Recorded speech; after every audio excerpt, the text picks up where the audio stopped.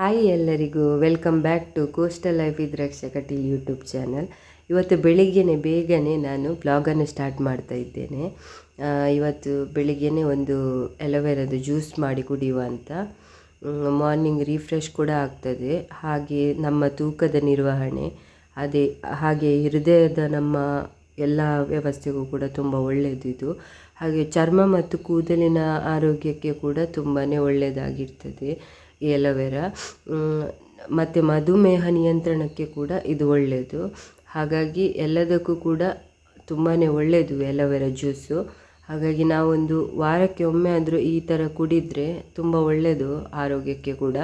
ಹಾಗಾಗಿ ನಾನಿವತ್ತು ಮನೆಯಲ್ಲೇ ಇದ್ದ ಒಂದು ಎಲೋವೆರಾವನ್ನು ತೆಗೆದು ಜ್ಯೂಸ್ ಮಾಡ್ತಾ ಇದ್ದೇನೆ. ಇದೇನಿಲ್ಲ, ಇದರದ್ದೊಂದು ಸ್ವಲ್ಪ ಪಲ್ಪನ್ನೆಲ್ಲ ತೆಗೆದು ನಾವು ಕರೆಕ್ಟಾಗಿ ನೀಟಾಗಿ ತೆಗೆದು ಒಂದು ಮಿಕ್ಸರ್ ಜಾರಿಗೆ ಹಾಕಬೇಕು. ಎಲ್ಲ ಪಲ್ಪನ್ನು ತೆಗೆದು ನಾನಿಲ್ಲಿ ಒಂದೇ ಒಂದು ಎಲೋವೆರಾದ ಇದನ್ನು ತಗೊಂಡಿದ್ದೇನೆ. ನಂತರ ನೋಡಿ ಎಲ್ಲ ಪಲ್ಪನ್ನು ಕೂಡ ತೆಗೆದು ಹಾಕ್ತಾ ಇದ್ದೇನೆ ನಾನು. ಇಲ್ಲಿ ಒಬ್ಬರಿಗೆ ಮಾಡೋದಾದರೆ ಸಾಕಾಗ್ತದೆ ಇದು ಒಂದೇ ಎಸಳು ಎಲೋವೆರಾದ್ದು.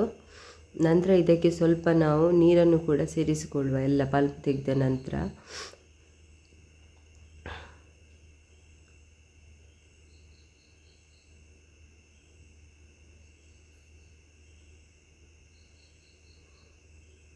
ಈ ರೀತಿಯಾಗಿ ಈ ಮಧುಮೇಹಿಗಳು ಏನಾದರೂ ಶುಗರ್ ಏನಾದರೂ ಇದ್ದರೆ, ನಾವು ಸ್ಟಾರ್ಟಿಂಗ್ ಸ್ಟೇಜ್ ಅಂದರೆ ಶುಗರ್ ಎಲ್ಲರಿಗೂ ಕೂಡ ಇರ್ತದೆ, ಈಗ ಸಣ್ಣಂದಿನಿಂದ ದೊಡ್ಡಂದಿನವರೆಗೂ ಇರ್ತದೆ. ನಾವು ಬೆಳಿಗ್ಗೆ ಖಾಲಿ ಹೊಟ್ಟೆಯಲ್ಲಿ ಈ ರೀತಿಯಾಗಿ ತಗೊಂಡ್ರೆ ಕೂಡ ತುಂಬ ಒಳ್ಳೆಯದಂತೆ ಹೇಳ್ತಾರೆ ಶುಗರ್ ಪೇಷಂಟ್ಗಳು ಕೆಲವೊಮ್ಮೆ. ನೋಡಿ, ನಾನಿಲ್ಲಿ ಸ್ವಲ್ಪ ನೀರು ಸೇರಿಸಿ ನಾನು ಗ್ರೈಂಡ್ ಮಾಡಿ ತಂದಿದ್ದೇನೆ. ನೋಡಿ, 1 ಗ್ಲಾಸಷ್ಟು ಆಗಿದೆ ಒಂದು ಪಲ್ಪಲ್ಲಿ, ಒಂದೆರಡು ಸಳು ಪಲ್ಪಲ್ಲಿ. ಇನ್ನಿದನ್ನು ಕುಡಿದರೆ ಆಯಿತು. ಬೆಳಿಗ್ಗೆನೇ ಈ ಥರ ಒಂದು ರಿಫ್ರೆಶಿಂಗ್ ಡ್ರಿಂಕ್ ಕುಡಿದರೆ ನಮ್ಮ ಆರೋಗ್ಯಕ್ಕೆ ಕೂಡ ತುಂಬಾ ಒಳ್ಳೆಯದು. ದಿನಾಲು ಕುಡಿಬೇಕು ಅಂತೇನಿಲ್ಲ, ಅಟ್ಲೀಸ್ಟ್ 2 ವೀಕ್ಸಿಗೆ ಒಮ್ಮೆ ಆದರೂ ಕುಡಿದರೆ ತುಂಬಾ ಉತ್ತಮ. ನಂತರ ಇನ್ನು ಇವತ್ತಿನ ಬೆಳಿಗ್ಗಿನ ತಿಂಡಿಗೆ ನಾನೊಂದು ನಮ್ಮ ತುಳುನಾಡಿನ ಓಲ್ಡ್ ರೆಸಿಪಿಗಳಲ್ಲಿ ಇದು ಕೂಡ ಒಂದು ತುಂಬಾ ಒಳ್ಳೆಯದಾಗಿ ಬರ್ತದೆ. ನಾನು ಸಣ್ಣದಿರುವಾಗಿಂದನೂ ಕೂಡ ಇದನ್ನು ತಿಂತಾ ಇದ್ದೆ. ನನ್ನದು ತುಂಬ ಇಷ್ಟದ ತಿಂಡಿದ್ದು ಇದು. ತುಳುವಿನಲ್ಲಿ ಸಾರ್ನಡ್ಡೆ ಅಂತ ಹೇಳ್ತಾರೆ ಇದಕ್ಕೆ. ನೋಡಿ, ಇದಕ್ಕೆ ಸ್ವಲ್ಪ ಮಸಾಲೆಗಳು ಬೇಕಾಗ್ತದೆ. ಯಾಕಂದರೆ ನಾನಿಲ್ಲಿ 2 ಮೆಣಸು ತೊಗೊಂಡಿದ್ದೀನಿ, ಸ್ವಲ್ಪ ಕೊತ್ತಂಬರಿ 1 ಟೇಬಲ್ ಸ್ಪೂನಷ್ಟು, ಹಾಗೆ ಒಂದು ಅರ್ಧ ಟೀ ಸ್ಪೂನಷ್ಟು ಜೀರಿಗೆ, ನಂತರ ಒಂದು ಚಿಕ್ಕ ಅರ್ಧ ಭಾಗದಷ್ಟು ತೆಂಗಿನ ತುರಿ, ಮತ್ತು ಬೆಳ್ತಿಗೆ ಅಕ್ಕಿಯನ್ನು ತೊಗೊಂಡಿದ್ದೀನಿ 2 ಕಪ್ಪಷ್ಟು. ಅಷ್ಟಕ್ಕಿಷ್ಟು ಸಾಕಾಗ್ತದೆ. ಇನ್ನು ಮೆಣಸು ಜಾಸ್ತಿ ಬೇಕಾದವರು ಜಾಸ್ತಿ ಕೂಡ ಹಾಕ್ಬೋದು. ನಾನಿಲ್ಲಿ ಮಗುವಿಗೆ ಕೊಡಲಿಕ್ಕಿದ್ದ ಕಾರಣ 2 ಮೆಣಸನ್ನು ಹಾಕಿದ್ದೇನೆ. ನೋಡಿ, ಈ ರೀತಿಯಾಗಿ ಗಟ್ಟಿಯಾಗಿ ನಾವು ಗ್ರೈಂಡ್ ಮಾಡಿ ತರಬೇಕು. ನಂತರ ನೋಡಿ, ಈ ಸಾರಣಡ್ಡೆ ಮಾಡುವಾಗ ನಾವು ಮಿಕ್ಸರ್ ಜಾರಿಗೆ ತಗೊಂಡಿದ್ವಲ್ಲ, ಅದೇ ಮಿಕ್ಸರ್ ಜಾರಿಗೆ ಸ್ವಲ್ಪ ನೀರು ಹಾಕಿ ಈ ಥರ ಮಾಡಿ ಇಡಬೇಕು. ನಾನಿಲ್ಲಿ ಒಂದು 3 ಗ್ಲಾಸಷ್ಟು ನೀರನ್ನು ಅದೇ ಮಿಕ್ಸರ್ ಜಾರಿಗೆ ಹಾಕಿ ಆ ನೀರನ್ನು ಒಂದು ಪಾತ್ರೆಗೆ ಹಾಕ್ತಾ ಇದ್ದೇನೆ. ನಂತರ ನೋಡಿ, ನೀರು ಬಿಸಿ ಆಗ್ತಾ ಬರುವಾಗ ನಾವು 1 ಕಪ್ಪಷ್ಟು ಬೆಲ್ಲವನ್ನು ಕೂಡ ಇದಕ್ಕೆ ಸೇರಿಸ್ಕೊಳ್ಬೇಕು. ಬೆಲ್ಲ ಸರಿಯಾಗಿ ಕರಗಬೇಕು.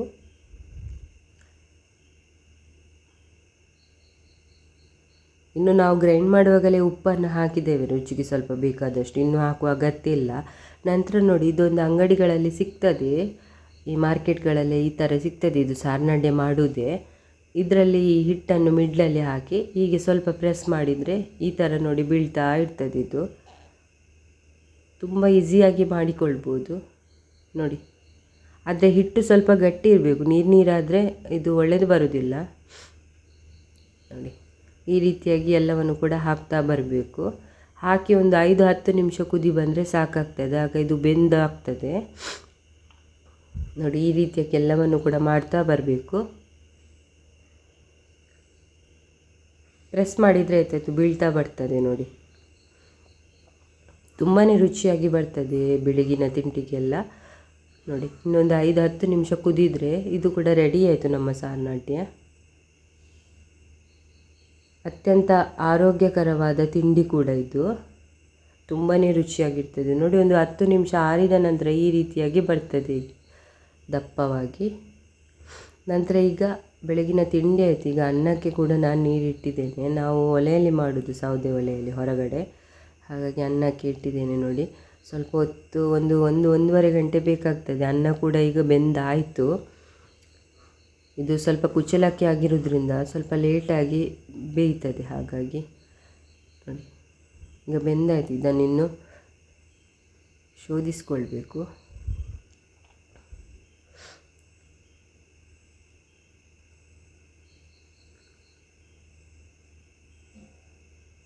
ಹಾಗೆ ಬೆಳಗಿನ ಅನ್ನ ಎಲ್ಲ ಆಯಿತು. ಇನ್ನು ಸ್ನಾನ ಎಲ್ಲ ಆಗಿ ನಂದು ದೇವರಿಗೆ ಕೂಡ ನಾನು ಕೈ ಮುಗಿತಾ ಇದ್ದೇನೆ. ಹಾಗೆ ತಿಂಡಿ ಕೂಡ ಇನ್ನೂ ಆಗಬೇಕು ನಂದು. ಇನ್ನು ಬೆಳಗಿನ ಒಮ್ಮೆ ಬೇಗ ಕೆಲಸ ಎಲ್ಲ ಮುಗಿಸಿದರೆ ನಂತರ ನಿಧಾನವಾಗಿ ತಿಂಡಿ ಎಲ್ಲ ಮಾಡ್ಬೋದು. ಮಗು ಕೂಡ ಸ್ವಲ್ಪ ಹೊತ್ತು ಮಲಗಿಸಿದ್ದೇನೆ. ಇಲ್ಲದಿದ್ದರೆ ಕೆಲಸ ಮಾಡಲಿಕ್ಕೆ ಆಗೋದಿಲ್ಲ ನನಗೆ ಬೆಳಗ್ಗೆದ್ದು. ಹಾಗಾಗಿ ಅವನೊಂದು ಸ್ವಲ್ಪ ಹೊತ್ತು ಮಲಗಿಸಿ ನಾನು ಒಮ್ಮೆ ಬೆಳಗಿನ ಕೆಲಸ ಎಲ್ಲ ಮುಗಿಸಿದ್ದೇನೆ ನೋಡಿ. ಇನ್ನೂ ಟೀ ಕುಡಿತಾ ಇದ್ದೇನೆ. ಈಗ ಒಂದು 10:30 ಗಂಟೆ ಆಗಿದೆ. ಸಾರ್ನಡ್ಡೆ ಕೂಡ ತುಂಬ ಒಳ್ಳೆಯದಾಗಿ ಬಂದಿದೆ. ನನ್ನ ಇಷ್ಟದ ತಿಂಡಿ ಕೂಡ ಇದು. ತುಂಬಾ ಟೇಸ್ಟಿಯಾಗಿ ಬರ್ತದೆ. ಹಾಗೆಯೇ ಮಗುವಿಗೆ ಸ್ವಲ್ಪ ನೀರು ಬಿಸಿ ಮಾಡಲಿಕ್ಕೆ ಉಂಟು ಸ್ನಾನಕ್ಕೆ. ನಾನು ಅವನನ್ನು ಮಧ್ಯಾಹ್ನವೇ ಸ್ನಾನ ಮಾಡಿಸೋದು ಯಾವಾಗಲೂ ಕೂಡ. ಬೆಳಿಗ್ಗೆ ಎಲ್ಲ ಆಟ ಆಡಿ ಎಲ್ಲ ಇದು ಮಾಡ್ತಾನಲ್ಲ, ಹಾಗಾಗಿ ಮಧ್ಯಾಹ್ನ ಮಾಡಿಸಿದರೆ ಸ್ವಲ್ಪ ಹೊತ್ತು ಮಲಗ್ತಾನೆ ಅಂತ. ಇದು ಹೊಂಗಾರೆ ಗಿಡ ಅಂತ ನೋಡಿ, ಕನ್ನಡದಲ್ಲಿ ಹೊಂಗಾರೆ ಅಂತ ಹೇಳ್ತಾರೆ. ಇದು ಸಣ್ಣ ಮಕ್ಕಳಿರುವಾಗ ಇದನ್ನೆಲ್ಲ ನೀರಿಗೆ ಹಾಕಿ ಮಕ್ಕಳನ್ನು ಸ್ನಾನ ಮಾಡಿಸ್ತಾರೆ. ಜಾಸ್ತಿಯಾಗಿ ಗೊತ್ತಿರ್ತದೆ ಎಲ್ಲರಿಗೂ ನೋಡಿ ಇದು ಹೊಂಗಾರೆ. ಇಲ್ಲಿ ನನ್ನ ಮಗನಿಗೆ ಸ್ವಲ್ಪ ಶೀತ ಆಗಿದೆ, ಹಾಗಾಗಿ ಶೀತಕ್ಕಿದು ಭಾರಿ ಒಳ್ಳೆಯದಾಗ್ತದೆ. ಹಾಗಾಗಿ ಇದನ್ನು ಕೂಡ ನೀರು ಬಿಸಿ ಮಾಡುವಾಗ ಇದನ್ನು ಹಾಕಿದರೆ ಒಂದು ಗಂಟೆಯ ನಂತರ ಇದು ಕರೆಕ್ಟಾಗಿ ನೀರಲ್ಲೆಲ್ಲ ಬಾಡಿ ಇಳ್ಕೊಳ್ತದೆ ಇದರ ಸತ್ವವನ್ನು. ನಂತರ ತಲೆ ಸ್ನಾನ ಮಾಡಿಸುವಾಗ ಇದು ತುಂಬ ಒಳ್ಳೆಯದಾಗ್ತದೆ ಮಕ್ಕಳಿಗೆ. ಶೀತ ಎಲ್ಲ ಇದ್ದರೆ ಆಗೋದಿಲ್ಲ, ಶೀತ ಇದೆಲ್ಲ ಇಳ್ಕೊಳ್ತದೆ. ಇದರದ್ದು ತಿಂಡಿ ಕೂಡ ಮಾಡ್ತಾರೆ. ನಾನು ನೆಕ್ಸ್ಟ್ ಮುಂದಿನ ವ್ಲಾಗಲ್ಲಿ ಇದರ ತಿಂಡಿ ಕೂಡ ಮಾಡ್ತೇನೆ ಈ ಎಲೆಯಿಂದ. ಇನ್ನು ಕರೆಕ್ಟಾಗಿ ನೀರು ಬಿಸಿ ಆಗಬೇಕು. ಅದರ ನಂತರ ಇದೆಲ್ಲ ಎಳ್ಕೊಳ್ತದೆ ಇದರ ಸತ್ವ ಎಲ್ಲ. ಈಗ ಇದು ಮಧ್ಯಾಹ್ನಕ್ಕೆ ಒಂದು ಹಾಗಲಕಾಯಿದು ಪಲ್ಯ ಮಾಡುವ, ಅಂದರೆ ಮೆಣಸಿನಕಾಯಿ ಮಾಡುವ ಅಂತ ಒಂದು 2 ಹಾಗಲಕಾಯಿ ಉಂಟು. ಇನ್ನು ಮಧ್ಯಾಹ್ನದ ಊಟಕ್ಕೆ ಅದನ್ನೇ ನಾನು ಪಲ್ಯ ಮಾಡ್ತಿದ್ದೇನೆ ಇವತ್ತು ನೋಡಿ. ಇನ್ನು ಸಣ್ಣದಾಗಿ ಕಟ್ ಮಾಡಿಕೊಂಡಿದ್ದೇನೆ ಇದರ ಬೀಜ ಎಲ್ಲ ತೆಗೆದು. ನಂತರ ಕರೆಕ್ಟಾಗಿ ತೊಳೆದ ನಂತರ ಇದನ್ನೊಂದು ಬೇಯಲಿಕ್ಕಿಡುವ. ಅರಶಿನ ಮತ್ತು ಉಪ್ಪು ಹಾಕಿ ಬೇಯಲಿಕ್ಕಿಡಬೇಕು. ಒಂದು 1/4 ಗಂಟೆ ಬೆಂದರೆ ಸಾಕಾಗ್ತದೆ ನಮಗೆ. ಸ್ವಲ್ಪ ನೀರನ್ನು ಹಾಕಿ ಇದನ್ನು ಬೇಯಲಿಕ್ಕಿಡುವ. ಇದು ಕಹಿಯಾಗಿರೋದ್ರಿಂದ ಮೊದಲೇ ನಾವು ಬೇಯಿಸಿ ನೀರು ತೆಗಿಬೇಕು ಇದರದ್ದು. ನಂತರ ಇದಕ್ಕೆ ಒಂದು ಮಸಾಲೆ ಕೂಡ ತೆಗೆಯುವ. ಇದು ಮೆಣಸಿನಕಾಯಿ ಮಾಡೋದ್ರಿಂದ ನಾನು ಸ್ವಲ್ಪ ಮಸಾಲೆಗಳನ್ನು ತೊಗೊಂಡಿದ್ದೇನೆ. ಇಲ್ಲಿ 7-8 ಉದ್ದ ಮೆಣಸು ತೊಗೊಂಡಿದ್ದೇನೆ. ಸ್ವಲ್ಪ ಕೊತ್ತಂಬರಿ, ಒಂದು ಅರ್ಧ ಟೀ ಸ್ಪೂನಷ್ಟು, 1/4 ಟೀ ಸ್ಪೂನಷ್ಟು ಜೀರಿಗೆ, ಹಾಗೆ 1/4 ಟೀ ಸ್ಪೂನಷ್ಟು ಸಾಸಿವೆ, 2-3 ಎಸಳು ಬೆಳ್ಳುಳ್ಳಿ, ಹಾಗೆ ಒಂದು ಸಣ್ಣ ಲಿಂಬೆಹಣ್ಣಿನ ಗಾತ್ರದಷ್ಟು ಹುಳಿ. ಎಲ್ಲವನ್ನು ಇದಕ್ಕೆ ಸ್ವಲ್ಪವೂ ಕೂಡ ತೆಂಗಿನ ತುರಿ ಹಾಕಲಿಲ್ಲ. ಎಲ್ಲವನ್ನು ಮಿಕ್ಸರ್ ಜಾರಿಗೆ ಹಾಕಿ ಸ್ವಲ್ಪ ನುಣ್ಣಗೆ ರುಬ್ಬಿ ತರುವ. ನೋಡಿ ಈಗ ರುಬ್ಬಿ ಕೂಡ ಆಯಿತು. ಈಚೆಯಿಂದ ಇದು ಹಾಗಲಕಾಯಿ ಬೆಂದಿದೆ. ಇದರ ನೀರು ತೆಗೆದ್ರೆ ಆಯ್ತು. ಈಗ ನಾವು ಇದರ ನೀರೊಮ್ಮೆ ತೆಗೆದು ತರುವ. ನಂತರ ನೋಡಿ ಅದೇ ಪಾತ್ರೆಗೆ ಒಂದು 2 ಟೇಬಲ್ ಸ್ಪೂನಷ್ಟು ತೆಂಗಿನ ಎಣ್ಣೆಯನ್ನು ಹಾಕಿಕೊಳ್ಬೇಕು. ಹಾಗೆ ಇದಕ್ಕೆ ಎಣ್ಣೆ ಬಿಸಿಯಾದ ನಂತರ ಸ್ವಲ್ಪ ಸಾಸಿವೆ ಮತ್ತು ಕರಿಬೇವನ್ನು ಹಾಕಿ ಬಾಡಿಸಬೇಕು ಸ್ವಲ್ಪ.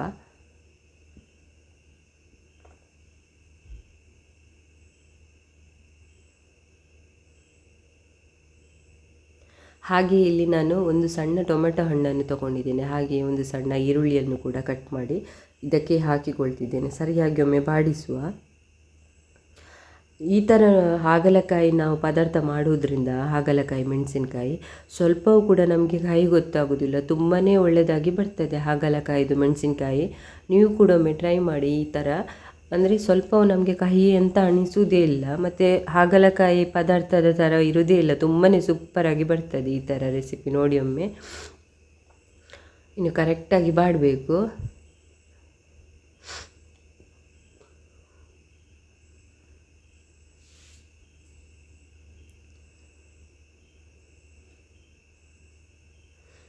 ನಂತರ ನೋಡಿ ಇದಕ್ಕೆ ಸ್ವಲ್ಪ ಅರಶಿನ ಮತ್ತು ನಾವು ಉಪ್ಪನ್ನು ಕೂಡ ಸೇರಿಸಿಕೊಳ್ಳುವ.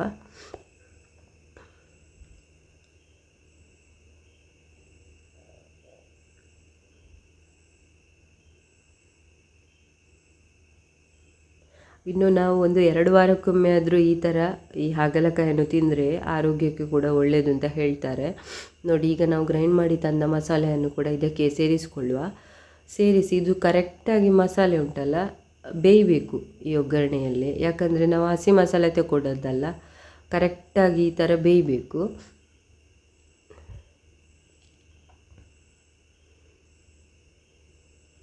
ಇನ್ನು ಸ್ವಲ್ಪ ನಾನು ನೀರು ಹಾಕಿಕೊಂಡಿದ್ದೇನೆ, ಇನ್ನು ಒಂದು ಅರ್ಧ ಗ್ಲಾಸ್ ಅಷ್ಟು ಆಗ್ಬೋದು ಅಷ್ಟೇ. ಇನ್ನು ಕರೆಕ್ಟಾಗಿ ಮಿಕ್ಸ್ ಮಾಡಿ ಒಂದು 5 ನಿಮಿಷ ಆದರೂ ಕುದಿ ಬರಲಿಕ್ಕೆ ಬಿಡುವ.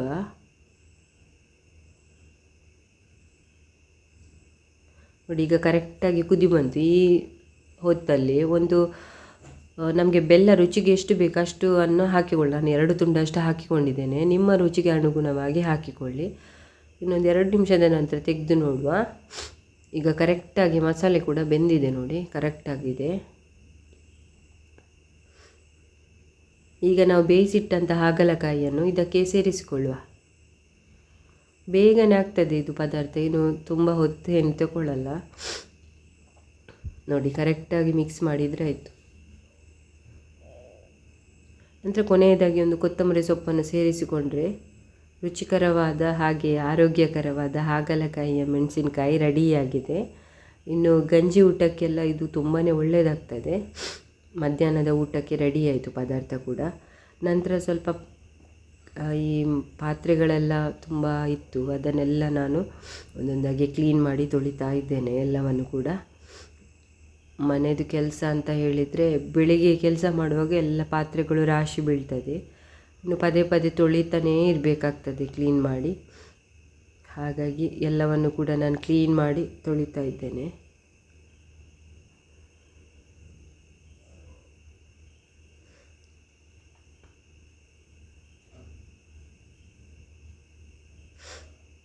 ಇನ್ನು ಈ ಥರ ಮಾಡೋದ್ರಿಂದ ನಮಗೆ ಸ್ವಲ್ಪ ಬೇಗನೆ ಪಾತ್ರೆ ಎಲ್ಲ ತೊಳೆಯೋದ್ರಿಂದ ಸ್ವಲ್ಪ ಕಡಿಮೆ ಆಗ್ತದೆ ಕೆಲಸ ಎಲ್ಲ ಕೂಡ. ಇಲ್ಲದಿದ್ದರೆ ಮತ್ತೆಗೆ ಒಮ್ಮೆಲೆ ರಾಶಿ ಬೀಳ್ತದೆ. ಆ ಹೊತ್ತಲ್ಲಿ ಮಗ ಕೂಡ ಎದ್ದ ನಿದ್ದೆಯಿಂದ.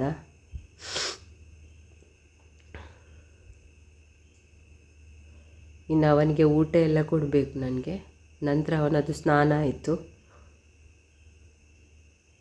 ನಾನು ಬೆಳಿಗ್ಗೆ ಬೇಗನೆ ಸ್ನಾನ ಎಲ್ಲ ಮಾಡಿಸುವುದಿಲ್ಲ, ಯಾಕಂದರೆ ಆಚೆ ಈಚೆ ಆಟ ಆಡುವಾಗ ಮಕ್ಕಳೆಲ್ಲ ಇದಾಗ್ತದೆ. ಇನ್ನು ಊಟ ಮಾಡಿಸಿ ಈಗ ಸ್ನಾನ ಮಾಡಿಸಬೇಕಿನ್ನು. ಈಗ ನೋಡಿ ಊಟ ಎಲ್ಲ ಆಯಿತು ಮಗನದ್ದು, ನಾನು ಕೊಟ್ಟೆ. ಈಗ ನೋಡಿ ಎಲೆ ಕೂಡ ನಾವು ನೀರಿಗೆ ಹಾಕಿದ ಎಲೆ ಕೂಡ ಕರೆಕ್ಟಾಗಿ ಬೆಂದಿದೆ ನೋಡಿ, ಬಾಡಿದೆ ಕರೆಕ್ಟಾಗಿ. ಇನ್ನು ಇದನ್ನು ಸ್ನಾನ ಮಾಡಿಸುವಂತ. ನೀರನ್ನು ತೆಗೆದು ಬಿಸಿ ಬಿಸಿ ಇರುವಾಗಲೇ ಸ್ನಾನ ಮಾಡಿಸಬೇಕು.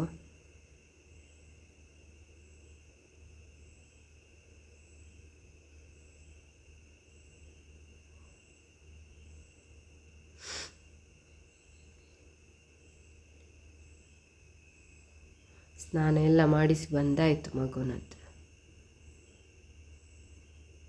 ಅವನಿಗೆ ತಲೆಯೆಲ್ಲ ಭಾರ ಆಗ್ತದೆ, ಮೂಗಲ್ಲೆಲ್ಲ ಇಳಿತದೆಲ್ಲ. ಈ ಕೆಲವು ಮಕ್ಕಳಿಗೆ ಉರಿಶೀತ ಅಂತ ಹೇಳ್ತಾರೆ, ಅಂಥ ಮಕ್ಕಳಿಗೆ ಈ ಎಲೆಯನ್ನೆಲ್ಲ ಹಾಕಿ ನೀರಿಗೆ ಹಾಕಿ ನಾವು ಸ್ನಾನ ಮಾಡಿಸಿ ಮಲಗಿಸಿದರೆ ಮತ್ತು ಎದ್ದೇಳುವಾಗ ಆ ಥರ ಎಲ್ಲ ಏನಿರುವುದಿಲ್ಲ. ಜಾಸ್ತಿಯಾಗಿ ಸಣ್ಣ ಮಕ್ಕಳಿಗೆ ಈ ಎಲೆಯನ್ನು ಹಾಕಿ ಸ್ನಾನ ಮಾಡಿಸ್ತಾರೆ, ಈ ಹುಟ್ಟಿದ ಮಕ್ಕಳಿಗೆಲ್ಲ.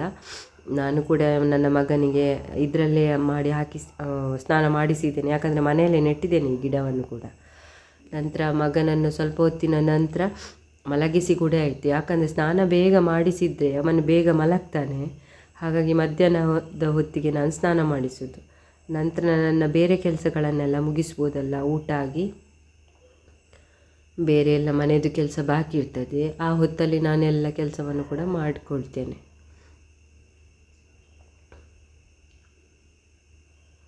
ಅವನು ಎದ್ದ ನಂತರ ನನಗೆ ಯಾವುದು ಕೆಲಸ ಕೂಡ ಮಾಡಲಿಕ್ಕೆ ಸ್ವಲ್ಪ ಕಷ್ಟ. ನನಗೆ ಅಂತಲ್ಲ, ಎಲ್ಲ ಮನೆಯಲ್ಲಿ ಮಕ್ಕಳು ಸಣ್ಣ ಮಕ್ಕಳು ಇರುವಾಗ ಸ್ವಲ್ಪ ತಾಯಂದ್ರಿಗೆ ಕಷ್ಟವೇ ಆಗ್ತದೆ, ಆಚೆ ಈಚೆ ಓಡ್ತಾನೇ ಇರ್ತಾರೆ.